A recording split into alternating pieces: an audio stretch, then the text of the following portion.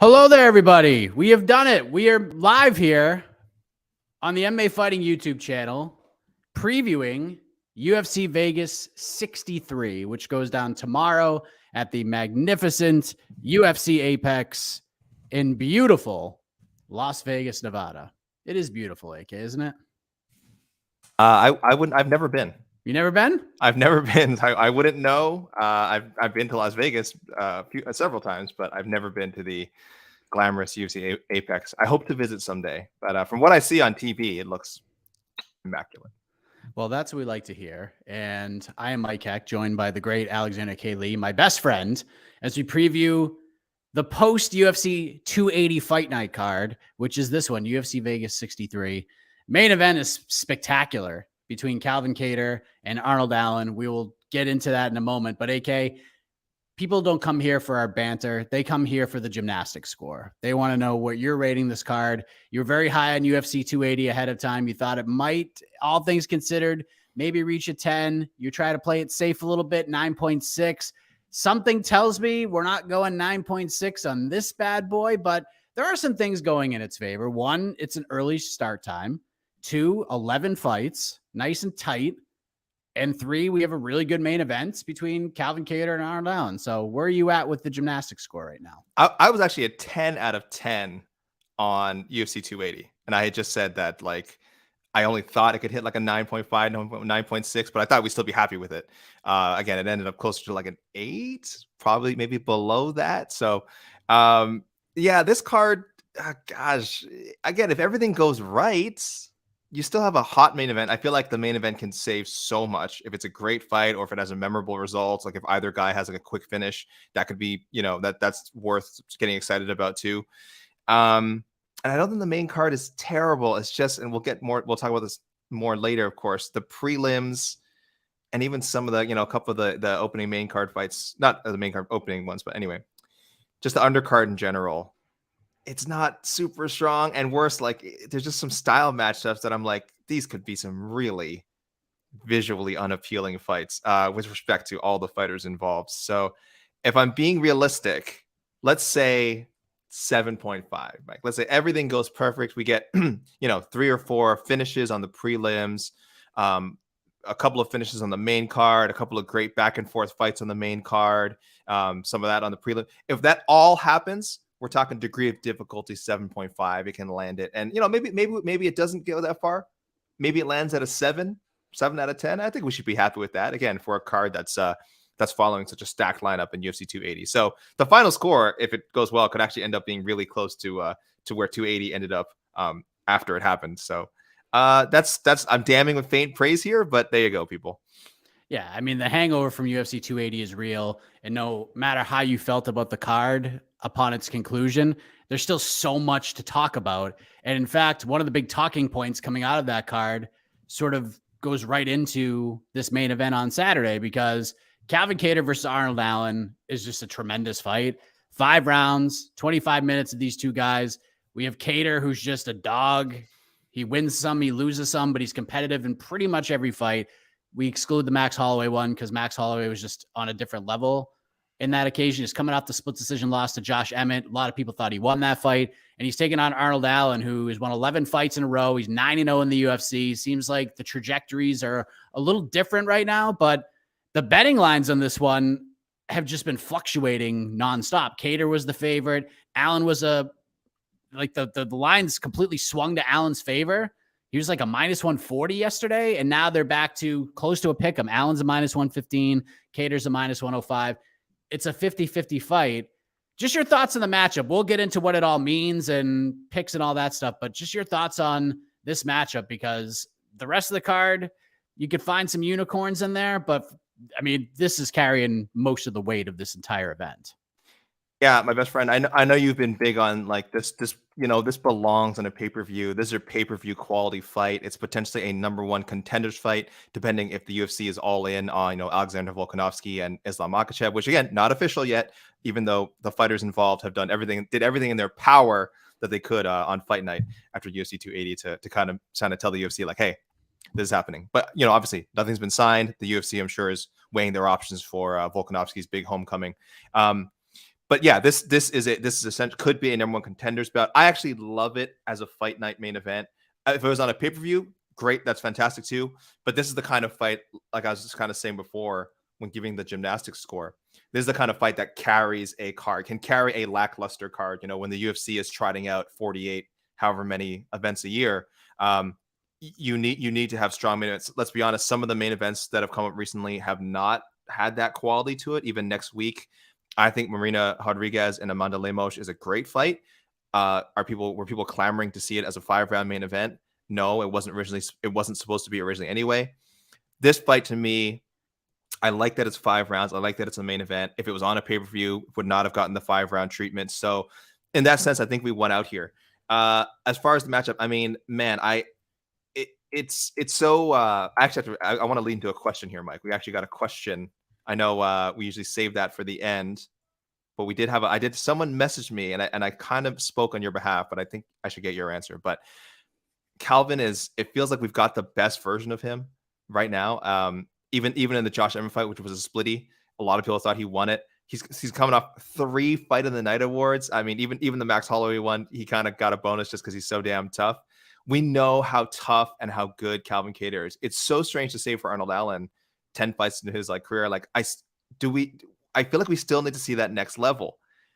The Dan Hooker finish was so important. He's getting a reputation sort of as like a decisionator. Not that there's anything wrong with that. He was winning these decisions pretty comfortably, but he needed that signature moment. He got that moment, but you felt like, he beat a guy in Dan Hooker who is maybe not at the peak of his contendership right now. He's kind of in between weight classes. He's lost quite a few fights recently.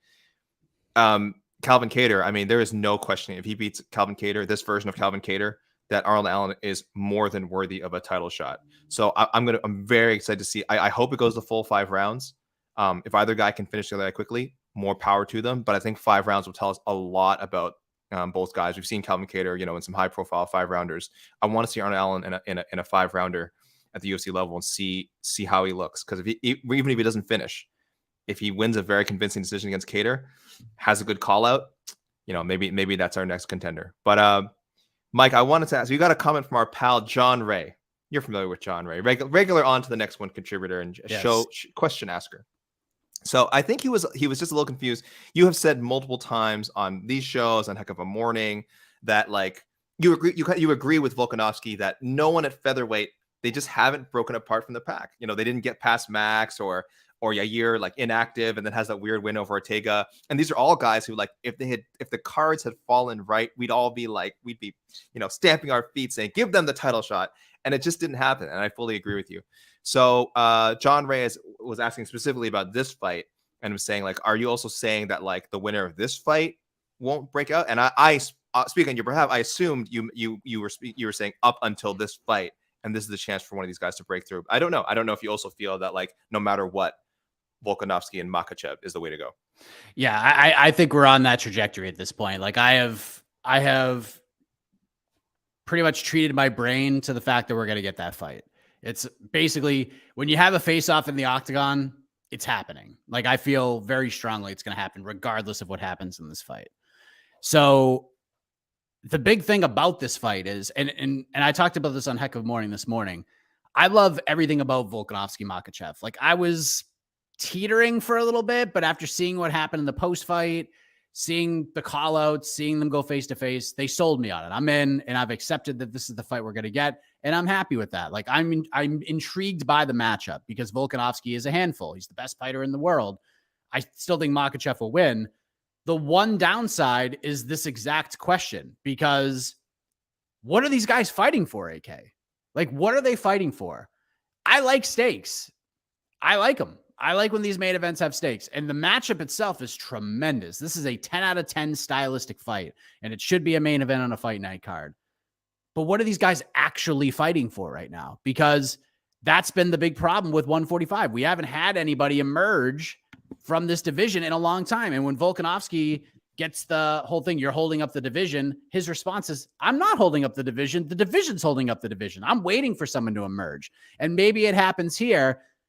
It's just tough, man, because when you have a fight like this, you're fighting for a top 5 spot. That's it. That you're basically fighting to Allen's fighting for Kattar's spot, and Kattar's fighting to stay in the title discussion somehow. But no one's getting a title fight after this win, unless maybe they do an interim title fight. If Yair continues on the stance that he's on, that I'm not fighting anybody unless it's Volkanovski, I'll wait till I'm 111 years old to do that. Then maybe they go Emmett versus the winner of this. But we just saw Emmett and Kattar fight. There's a story there. Yeah, you can run it back. Or if Arnold Allen gets the big win, do we go that route? Like, so I guess to answer your question with the question, what are these guys fighting for now? Like, what are the actual stakes for the winner of this fight outside of just getting the second half of your paycheck and maybe getting a higher ranking than you had before? Yeah, Allen would kind of give us the cleanest like path here. I think he wins. That's 10-0 in the UFC, all at 145. 12 straight wins going back to his 2 fights he had before the UFC, coming off a loss. So it'd be 12 consecutive victories and 10-0. The comparison, to bring up our friend John Ray again, the comparison he brought up was like, well, look what Islam just did. Islam kind of won, 10 straight, not beating anyone that was like in the top 7, top 8, top 9, and got a title shot. Why can't the same thing happen for Arnold Allen? And I think there is a good logic there. And so Kattar would be, I'm not sure, I'm trying to think of the equivalent on Islam's resume. Kattar would be a much higher ranking opponent than Islam, managed to beat relative to the lightweight division. So for Arnold not to get a title shot off this would seem absurd. So for me, like, as much as I love the Makhachev Volkanovski fight and I really want to see it, I've said this on to the next one too. I would rather they do Volkanovski defend the featherweight title in Australia against an Arnold Allen or Calvin Kattar or Josh Emmett or Yair, one of these guys, all guys who I think he would be favored against and has a good chance to beat, and put on a nice show, crowd pleasing performance, and a great way to end a show in Australia, because we like moments like that. That's how you build stars. Volkanovski is already a star, but that's kind of how you keep taking him to the next level. You give him this hometown show. He 50-44 as a guy in the main event, or knocks them out. And that just takes him to another level of stardom. I think you can do that. I don't think that happens. If he beats Islam, obviously that's a bigger win than any of these guys. I just think there's so much risk there. I think these other guys have a much lower level of risk and still a lot of reward for him. So I would do that. I would have Islam fight Beneil Dariush. I've said that, and I would build up to like a big summer clash between Makhachev and Volkanovski, assuming that they both win. But I understand. There's no guarantees in MMA. There's no guarantees Volkanovski beats all those guys I mentioned. There's no guarantee that Islam Makhachev beats Beneil Dariush. We've talked about it. It's a great style matchup. So you've got to strike while the iron is hot. I know that's next, but I do think there is a realistic chance that the winner of this fight gets that Perth spot instead of Islam Makhachev. I really, really do, despite the wonderful machinations of the fighters involved at 280.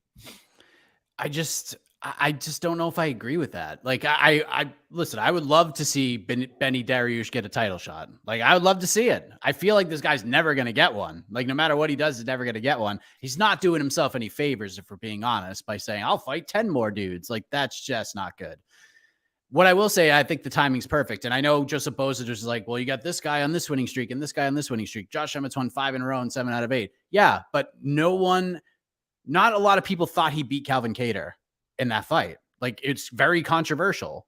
Calvin's still being asked about it because most people thought Calvin won that fight.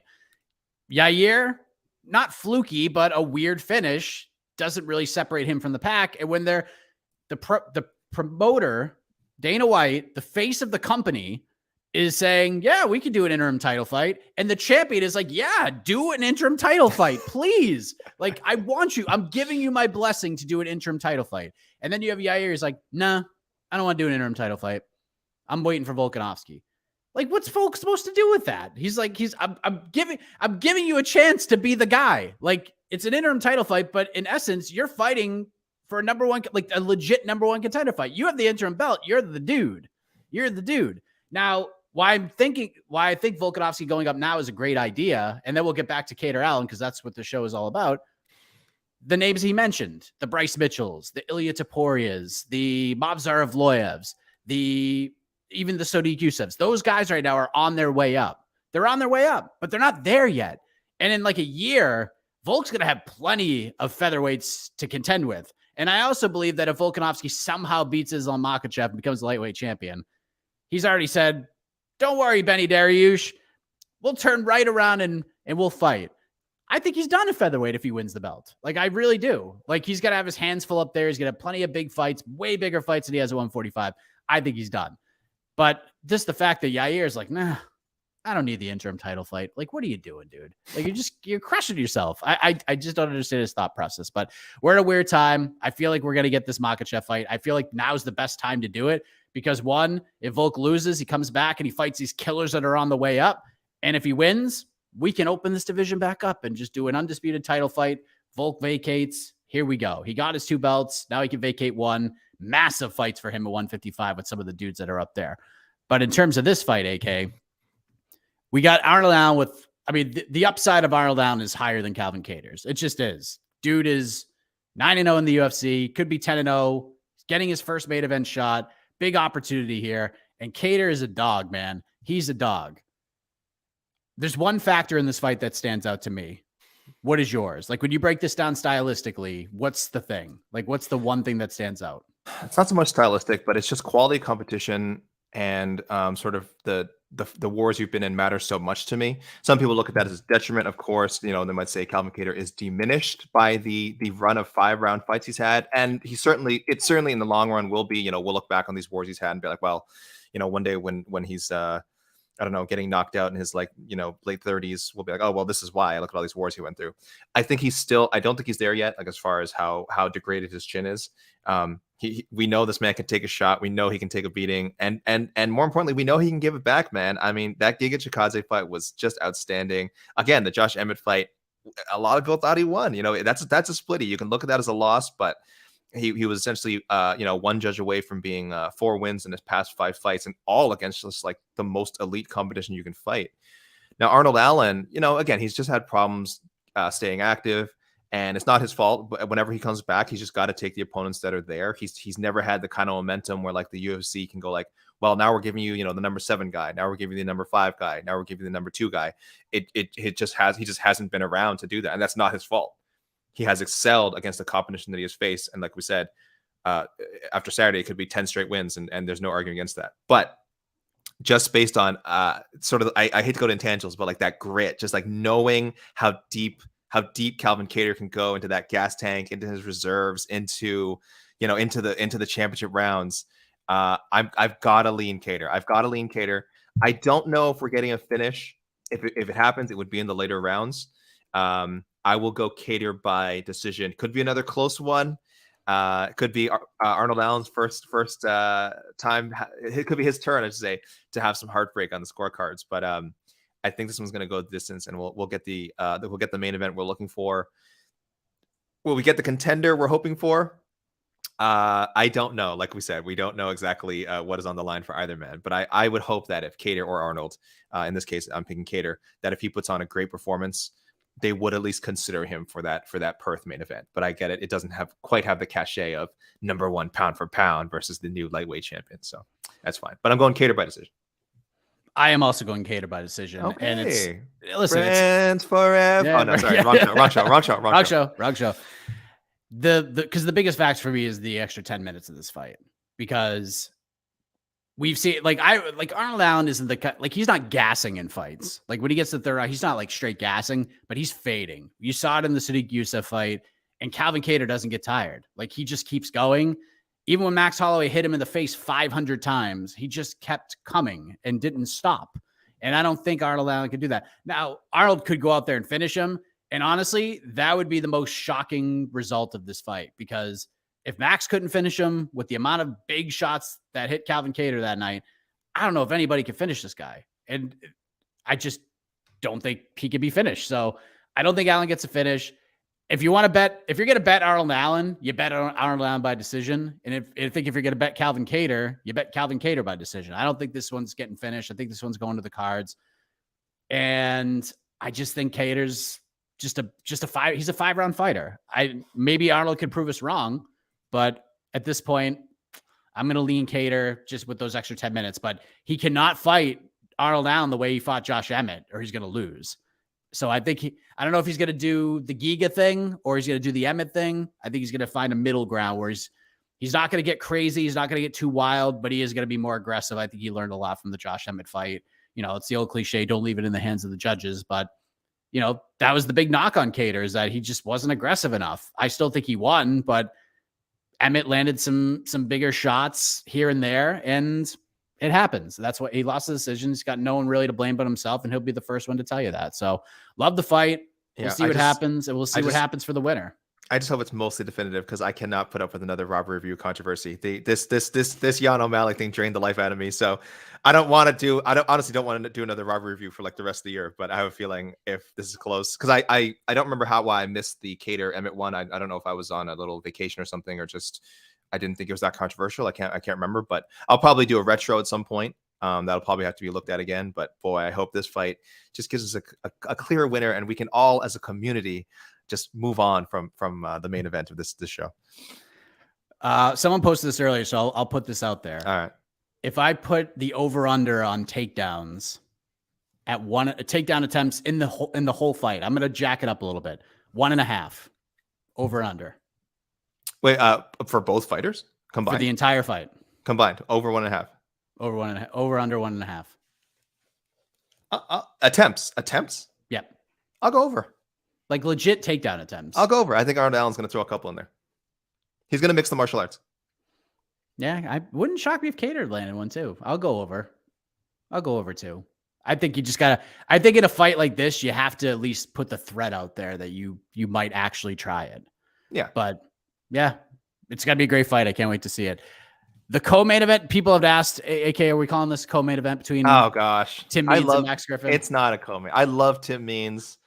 I like Max Griffin too. It's a fun fight, but it really doesn't pass some of the criteria. I mean, neither guy's a former champion. Neither guy's even ranked. They are not ranked in the MMA fighting global rankings. I don't think they're ranked in the UFC rankings either. They definitely, I can't imagine they are. It does pass obviously they booked this fight because they think it's going to be two guys just clubbering each other, which is great. I highly approve, but I think I'm going to stop short of calling it. It's a penultimate fight. It's not really a co-main event. Are both guys coming off losses too? Yeah, Griffin is. Tim Means got finished by Kevin Holland. Both guys are coming off losses. It has no implications in the rankings or titles. Not that's everything. Again, I'm just putting all the factors out there. I don't say I can call this a co-main event. Fun fight. Could steal the show. I mean, and Kattar Allen's obviously the front runner for fight of the night, but you make fights like Griffin Means because you expect the guys to just go there and end bang. So very cool fight, but and on this, but listen, and the other options, was there anything else that could have been the co-main? I think Jacoby Rountree could have been the co-main. I think they wouldn't do it, but I think Arlovsky Pezao could have been the co-main. I'm stunned it's not. They love to throw heavyweight fights. They do. And we'll talk about this in a bit. It's not even the only. It wasn't even their heavyweight choice. There's actually another heavyweight fight in the card. That's not Arlovsky Pezao. I think it's because, let's be honest, Arlovsky fights can be kind of bad. Is that rude to say to the heavyweight goat? He's had some. The man's winning. He wins. He wins. It's great. He's had but he wins. Very, very bad fights. Yeah. So in that sense, like I was outraged at first. I'm like, why is if we're just jumping ahead here, Bandera and Cortez Acosta like on the main card, and I'm like, oh, that's they expect that to end in a finish. Arlovsky and De Lima could be 3 very ugly rounds of martial arts. It's gonna be one insane round, but if this one gets to the second, it's gonna be. We're going to a decision. Bandera and Acosta. No, the Arlovsky fight. You think we'll get one good round out of it?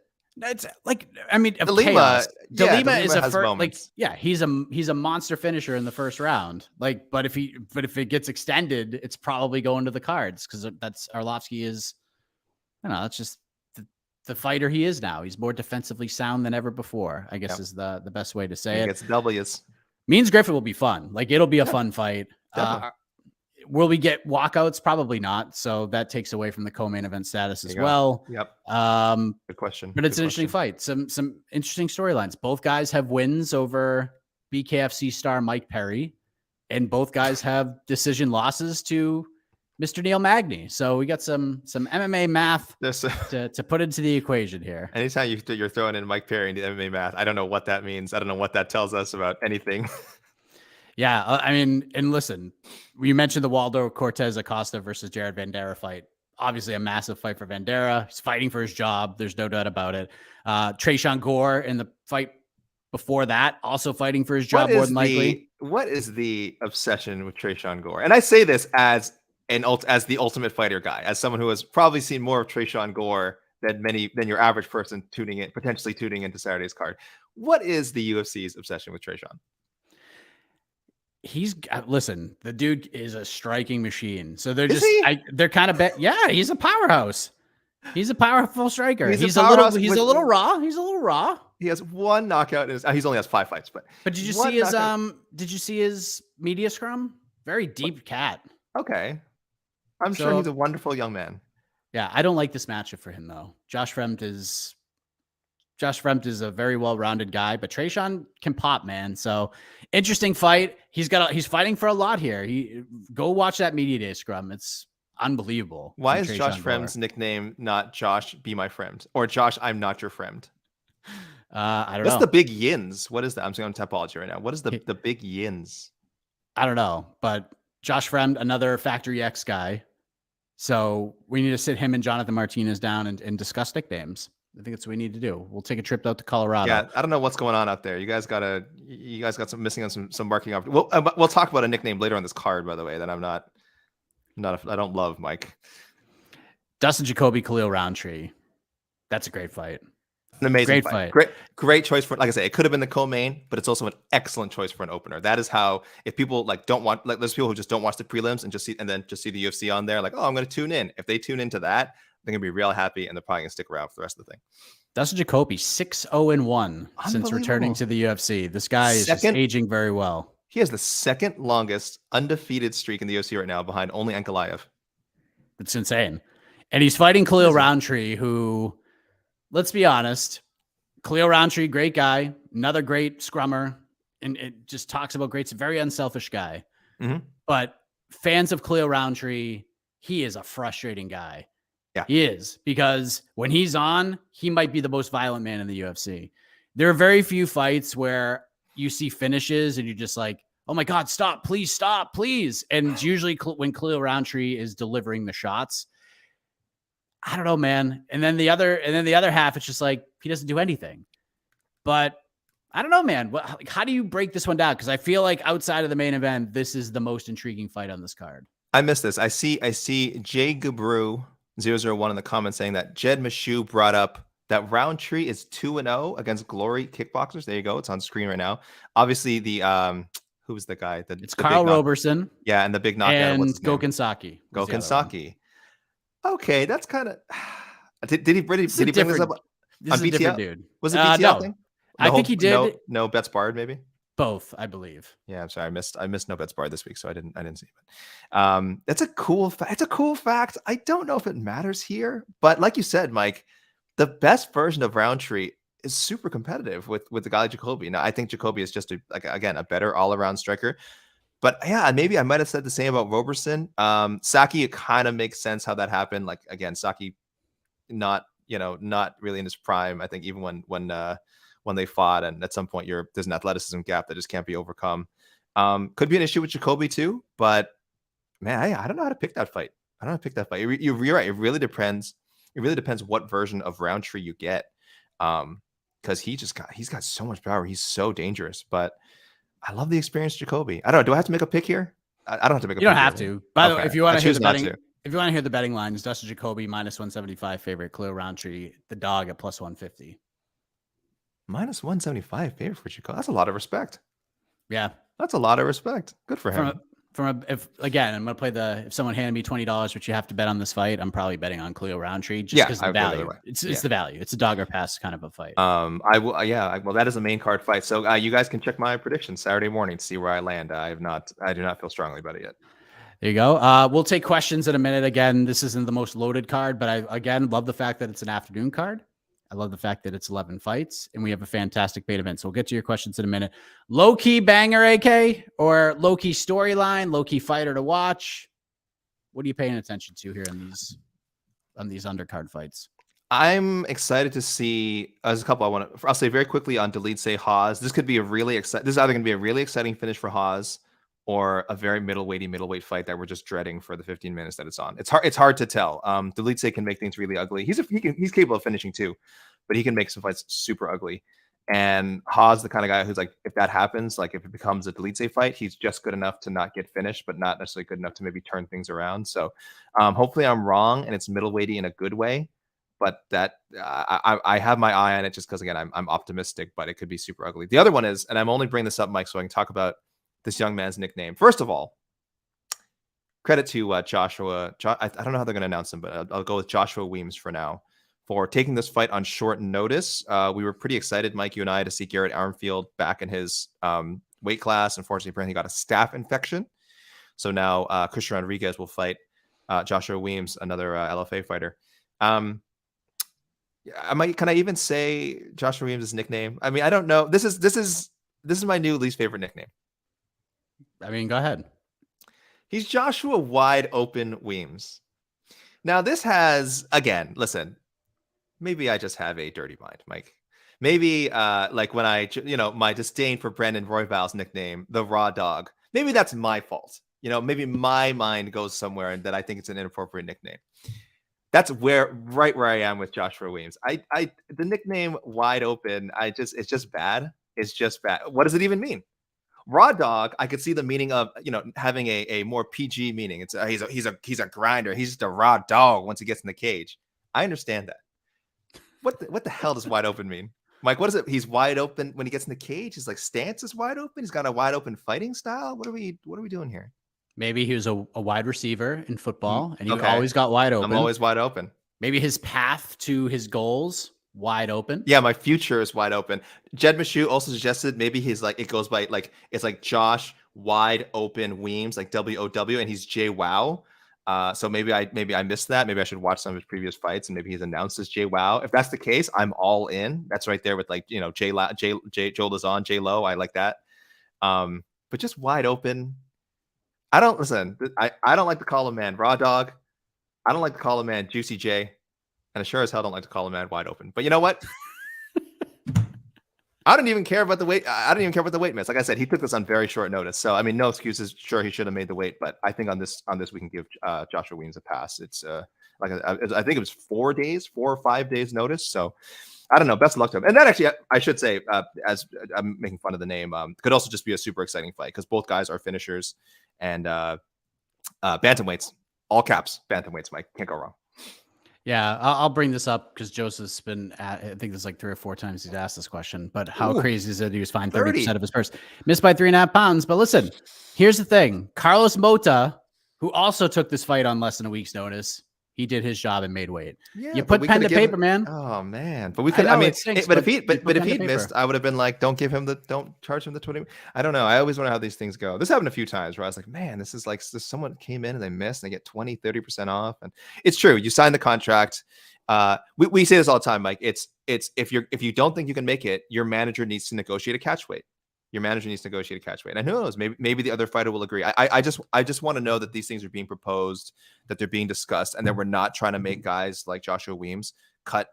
We don't know what weight he was at, but cut an extraordinary amount of weight in 4 or 5 days. So he's not only getting fined, but even getting close to 135 probably wasn't good for him. So I don't know. Managers out there, please tell me that you're, again, I don't know if you are trying and the UFC just doesn't like them. Well, we know the UFC doesn't like them, but I hope managers are out there trying to negotiate catch weights for their fighters on short notice because it's a lot to ask. Yeah, I mean, listen, they might have been, maybe Christian's team was like, no, we're doing the 135, we're not doing it at all, and he wants to get in the UFC, and now he's in. It's unfortunate. I don't think the UFC is gonna crush him on this. This is just the fine that was negotiated, and that's it. I don't think the UFC is gonna cut him if he loses or anything. Yeah, he'll get another chance, win or lose. He'll get another chance, win or lose. David Sandine suggesting it's a Creed reference. Yes, I love that. With the arms wide open. And we're demonetized. Oh shoot, that's right. I forgot. I mean, you sing like an angel, but we We'll are dub some music over it later. Yes, I am excited to see Chase Hooper back in there. I thought his last performance was fantastic. A lot of people were doubting this young man, came through in a big way. I think this is a favorable matchup for him against Steve Garcia, who is dropping back to 145 for the first time in a couple of years. All of his UFC fights have been at 155, going back to 45. He was maybe I think he weighed in within the first 30 minutes. He looked kind of rough up there, if we're being honest, but Steve can crack, man. He had power at 155, but Chase could take a shot, man. He could take a shot. And obviously, the longer this fight goes, the more it favors Chase. So, but Chase Hooper, a massive favorite, minus 295. A lot of faith in the dream to get it done against Steve Garcia. Joseph Holmes, Jun Young Park on this card. We mentioned Christian Rodriguez, Joshua Weems. I love the Phil Haas Roman Dolidze fight. Probably should have been on the main card, if we're being honest, but it is what it is. And now we're here to take your questions. If you got questions, you got thoughts about this card, we'll go for as long as the questions are good. How about that? So get them in. Now's the time. Spam away. Forrest Daniels asked if this is an easy fight for Hooper. I wouldn't say it's an easy fight, but it's a favorable matchup. It's one that I think it's his fight to lose. I'll say that.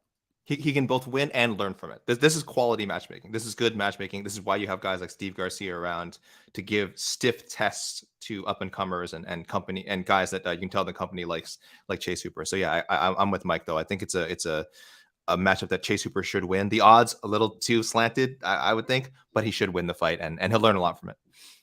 Forrest asks, Durden is my underdog pick to shine on this card. Who is yours? Is he the underdog against Mota? He sure is. Really? Wow. Let me pull up the line right now.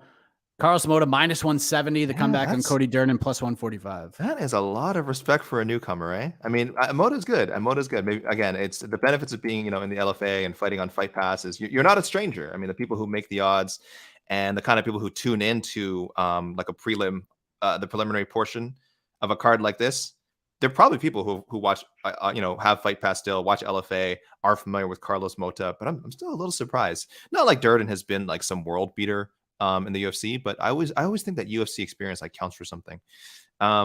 He's also coming off a finish. He's coming off a pretty good win himself. So what was the question? Oh, is he the one, the underdog that's going to shine?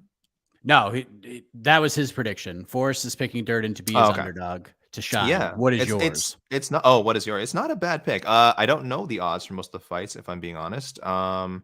Please tell me Arlovsky's not. Oh, he's a massive underdog. Plus 205. What? That's probably there's your answer. Plus 2. I'm seeing plus 210 on Tapology. Plus 2. Get the hell out of here. Plus 205. Get out of here. This man's the heavyweight GOAT. What are we doing? This man's the greatest to ever do it at heavyweight. I think he's got a really good chance if he could just not get crumbled in the first round by a guy who crumbles people in the first round. I think Khalil Rountree is a pretty live dog at plus 150. I see that. Yeah. I think Roman Dolidze is a live dog at plus 150. I know Phil Haas is really good. Tresean Gore is actually the underdog? Yes. Why did they put this on the main card? I would think they put this as a showcase for Tresean, but he's the underdog in this fight. So, maybe I don't know. Maybe the UFC doesn't see it that way. That's just maybe they see a finish. Maybe they see how it opened. Maybe it opened and it moved. Okay, I got to look this up. I got to do some research here. I don't think Tresean was the favorite at any point, honestly. Was this the original matchup too? This wasn't like it was. It was. It was. Josh Fremd's teammate just got a win and finished Tresean Gore. Cody Brundage. Josh fought Anthony Hernandez on short notice in his UFC debut and performed pretty admirably. I just think Josh has fought for LFA title. Lost to Gregory Rodriguez. There's no shame in that. No. I just think I think the betting odds are just banking on Josh to not get knocked out early. Why is this on the main card? I don't know. I don't know. But again, but we have to remember this was a card that had some other good fights on it. Like Ilya Taporia versus Edson Barboza was supposed to be on this card. And that would have been a great addition. Yeah, that would have been a definite co-main event. Jakar Close. Mark Madsen was supposed to be on this card. There would have been some heat on that bone because Jakar just hates that team. And that would have been a fun one. But of course, Mark Madsen now fighting Grant Dawson next week on that November 5th card. So that's where we're at. I think I lifted I think I threw out some good dog picks for you if we're thinking here. Do we have anything else? Wait a minute. Is Arnold in a lose-lose situation if he wins and Alex does go up to 155? No. I don't think so. I mean, it's definitely not a lose-lose. And again, I think, like we said, if Mike, you said that maybe Volkanovski might be done if he beats Makhachev, which is true. But if he loses, He'll probably be ready to get back in there quick, depending how the fight goes, of course. But I think he'll be ready to get back in there quick. I think he will be looking and will be looking to quickly get back in the win column and defend his title if he can't take Islam's. And if Arnold wins, man, he's right there for a late spring, perhaps maybe a big summer matchup in Las Vegas. So this is huge for Arnold. And yeah, I think Arnold could afford to win and take like 6 months off and wait for Volkanovski. It would be a gamble. It'd be a gamble. He'd probably want to stay busy and take another fight, but definitely not a lose-lose. A lot to gain here for Arnold Allen for sure. I agree. A lot riding on Calvin Kattar. Like most people feel like for a while it was like, well, if Kattar loses, he's out of the title picture for a while. He's not out of the title picture. Even despite losing to Max the way he did, despite the loss to Emmett, he's still in the mix here. And that just shows what this division has been like.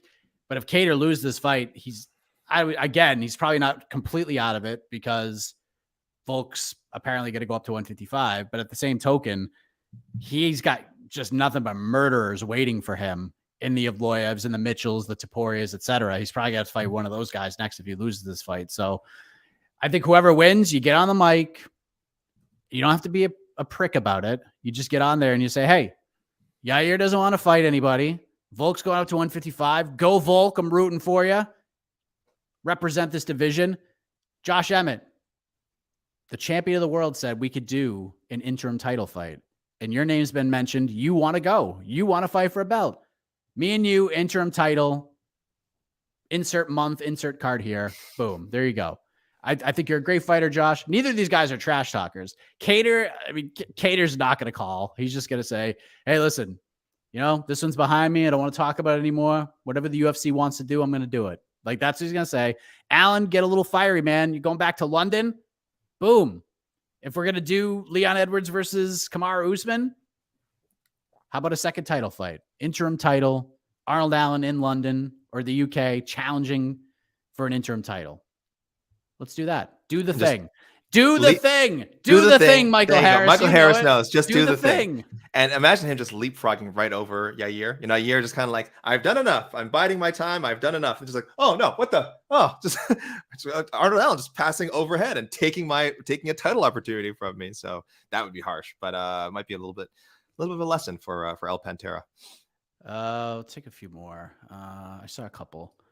Did we mention Rodriguez as a squatter, as one of our squatters on the ranking show? He is like a professional squatter. He's a professional squatter. Jed and GC calling Means Griffin a pick'em. Who do you got? I mean, listen, I'll lean Griffin. I don't know. This is one of those. I feel like he's. Listen. This maybe the hardest fight to pick on the card, aside from the main event. I don't know. Maybe harder than the main event. If this is in fact a pick'em, then you got to bet on Tim Means. You've got to, yeah. I mean, yes. If you are gonna bet, if you're just like going for bragging rights and who to pick, man, I think Griffin. I think you go with the favorite. I think I'm confident. I think I'm a believer in it. I'm trying to think of the fights he lost. Like, how did he lose his fights? No, I think I like the line. I'm with them with the line. It's I don't know. He's almost minus 200. Might be a bit much, but. Yeah, I'm leaning towards Griffin. We addressed the Kattar Allen winner, maybe fighting for an interim title. Yeah. Call for it, baby. Call for it. Call for it. You might get it. Do the thing. Do the damn thing. More excited for Kattar Allen or Jake Paul versus Anderson Silva? Okay? Oh man, it's so hard to say because like Paul Silva could be like the most depressing result of all time if Paul just friggin' lays out Anderson Silva. And I don't think anybody wants to see that. As amused as I am by, celebrity crossover, social gloves, boxing, whatever. I don't even know what our title is for this new genre of combat sports that has become. And as fun as it kind of would be to see the Jake Paul, weirdo fight thing keep rolling. Him knocking out Anderson Silva, boy, that'd just be beyond the pale, wouldn't it? And it's also distinctly possible. So I love the card. First of all, if we're just talking about the card, I'm actually like super excited about the Paul Silva card. It is just that right mixture of oddities and what the F, WTF. I'm a Dr. Mike fan. Like I know there's a lot of people who, when they saw Dr. Mike get added to the card, like who the hell is Dr. Mike? I've watched a few of his videos. I'm a fan. I think it's really cool. I think Chris Avila is such a weirdly perfect opponent. The Uriah Hall, Levin Bell fight. not quite as jazzed about. But it's a thing. It's a thing, and it's a curiosity. I'd be more than happy if it wasn't happening. But hey, if both guys are getting a bag for it, then more power to them. But yeah, the main event itself, I'll lean towards Paul Silva. I mean, for one thing, it's Anderson Silva. Anytime you watch Anderson Silva fight, that's going to trump almost anything. Yeah, that almost that factor alone. But there's almost no outcome to Arnold Allen and Calvin Kattar, besides someone getting injured early and not even getting a fight. Other than that, I don't really care who wins. There's almost no outcome that would bring me down. Jake Paul flattening Anderson Silva would affect me deeply. Yeah, you'll see my prediction tomorrow, but I will say my tease for the prediction. Yes, we have a roundtable coming Saturday morning. Yes. There'll be a roundtable. Yes. My tease is we are going to, at the end, in the long term, we are going to breathe a collective sigh of relief as an MMA community. That's what I'll say. That's what I'll say. And I'm not giving anything away. I can tell you that right now. Where does Max Holloway fit in this situation? Would the winner of Kattar versus Allen be a good match for him on the way back to the title? So I know Kattar would love that fight. I don't know how much interest everybody else would have in that fight after seeing the first one. Holloway Allen would be interesting, especially if he goes out there and just destroys Calvin Kattar tomorrow. But what do you think? Where does Holloway fit in this equation? Not to get too onto the next one, but I think we've said multiple times he doesn't. I don't think he does fit in the featherweight title picture anymore. I think we want to see him eschew weight cuts, go up to 155. He would not be a big 155er. I understand featherweight is his ideal weight class, but it's not a fun cut for him to make. He's fought everybody at this point, kind of as part of that discussion of, has anyone, stood apart, had broken from the pack? They haven't, a lot of because of Max Holloway. Max Holloway has kept the middle of the pack contenders where they belong because they just can't get past him. So it might be better for him. Might be better for the UFC if he goes up and we get like that Justin Gaethje fight or do Dustin Poirier again. That'll be like a third fight between them, I think, right? Do it again. I don't care. I want to see it again. Michael Chandler, get him in let him start taking out some of those lightweight squatters. All right, they want to squat in those spots. Send Max Holloway after them and see what happens. Hey, maybe they all beat him, but I'll tell you, it's not going to be a fun. It's not going to be a fun 5 rounds for anybody except for us watching. We're gonna have a great time. So yeah, I don't know if he fits in the featherweight title picture anymore. Yeah, he just give me fun Max Holloway fights. That's all I care about. I'm sure that's all he cares about at this point. He doesn't need title implications. I don't think Allen would. Maybe, I don't know if Allen just goes out there and just whoops on Kattar. Maybe Holloway would be like, you know what? That's a good fight. Why the hell not? We'll do that. I mean, listen, if Charles Oliveira does a fight Beneil Dariush, let's do Oliveira Holloway. I'm cool with that. Let them run it back. First fight was kind of weird. Didn't end great. So let's have him do it again. I'd be totally down with that. Outstanding. I loved it. Let's see.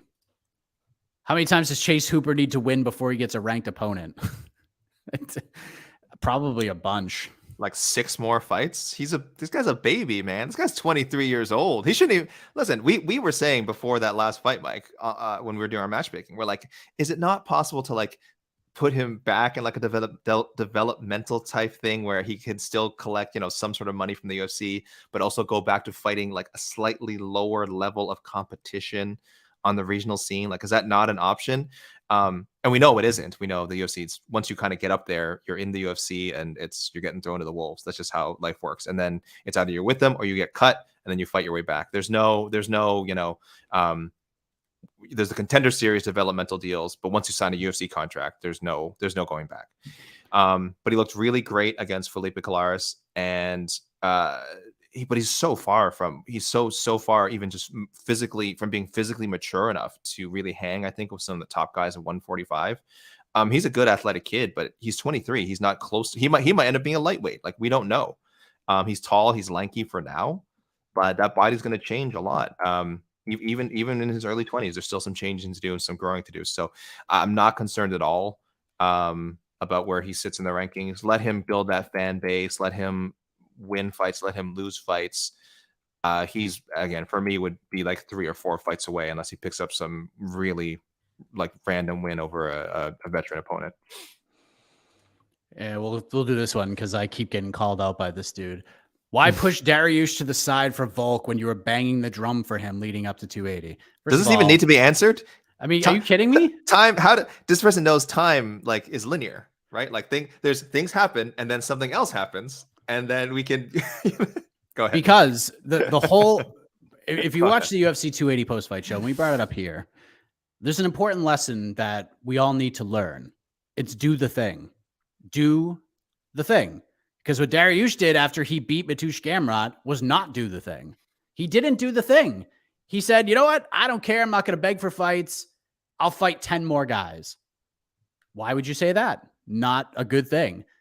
And then the new champion and one of the biggest stars in the history of the sport calls out the #1 fighter in the world. They bring him into the cage for a face-off, and everybody's talking about this fight. Listen, I want Dariush to fight for the title someday. I'm the one that wanted Juju. The big talking point heading into that fight was like, I just want to know if the MMA gods just truly dislike Beneil Dariush, because he's just been getting bad hand after bad hand after bad hand. Now, I'm not telling Beneil Dariush to go out there and drop a Nate Diaz promo on Islam Makhachev. You could do it very respectfully. Hey, listen, Islam, so much respect for you. Khabib, so much respect for you. Khabib, you're a man of your word. I respect all of that about you. But Islam, you mentioned my name. You said that if I won in one of your interviews that you would give me a title shot. Khabib's a man of his word. Are you a man of yours? I believe you are. I'll see you in the octagon. If he just did that, he'd be more in the mix, but he didn't do that. He said, I'll fight 10 more guys. You got to be better. You don't have to call out everybody, but you know what? The UFC and everybody else did it for him. We just have to accept the fact that Volkanovski's getting this fight. That's it. Like, he's getting the fight. They're going to do this. Everything is trending in this direction. They're going to make this fight. We just have to get on board at this point. Dariush should absolutely be the backup. Like, I know there's talk, like, people want to see Oliveira fight in Brazil, and that'd be cool. And we could do this fight in Brazil, and I'd watch the crap out of it. But at the same token, if you're Dariush, you need to be on that card with those guys and be the backup, because typically when you're the backup fighter, you get a title shot next. So focus on that. Be the backup on that card. Maybe you fight Oliveira. Maybe you fight somebody else. But you just make sure you're in Perth. You make sure you are there. You make weight like a professional, which I know you will. And then if you end up fighting, you got to win. And then you're good. You'll get your title shot. But he's just not going to get it right now. I'm sorry. It's just not going to happen. He lost the chance. Volk got it. Makhachev wants the Volk fight. Khabib wants the Volk fight.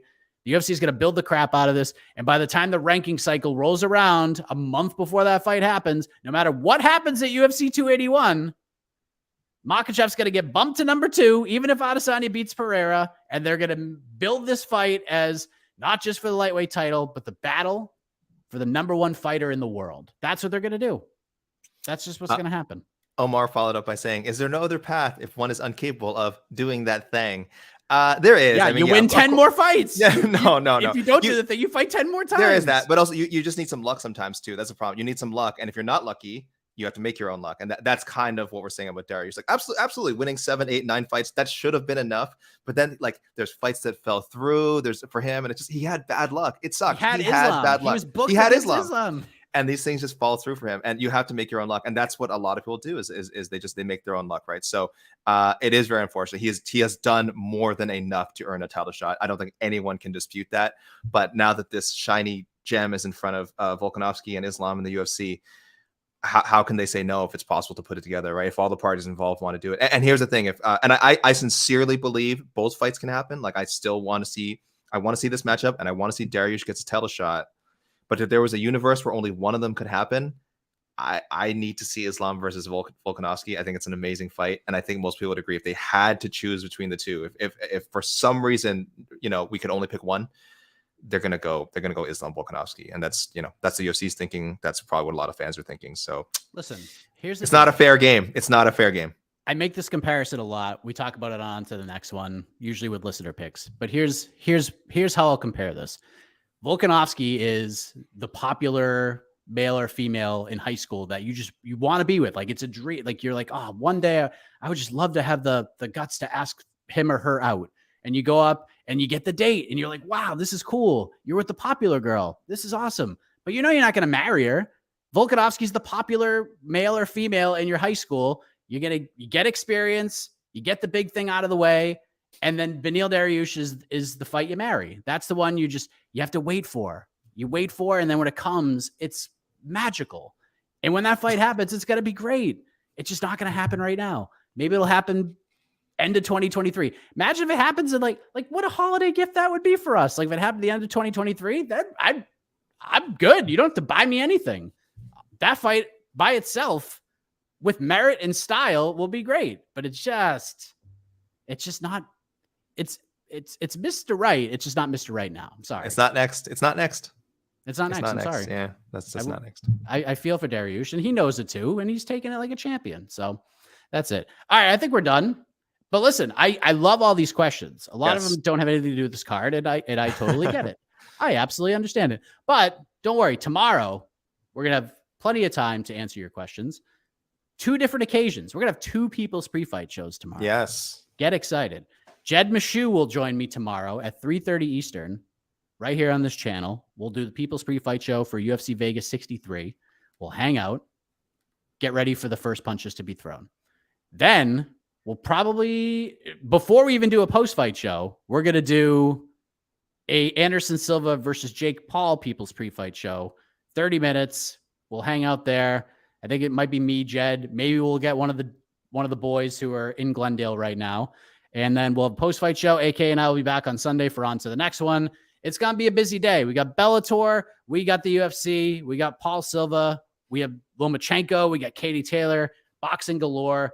This is going to be it's combat sports stream tomorrow. The hangover of UFC 280 is real, but it is what it is. And we're on the road to UFC 281, back to MSG coming up 2 weeks from tomorrow. So a lot to get excited about. But for AK, I am Mike Heck. Thank you for watching. We appreciate it. We'll see you tomorrow, everybody.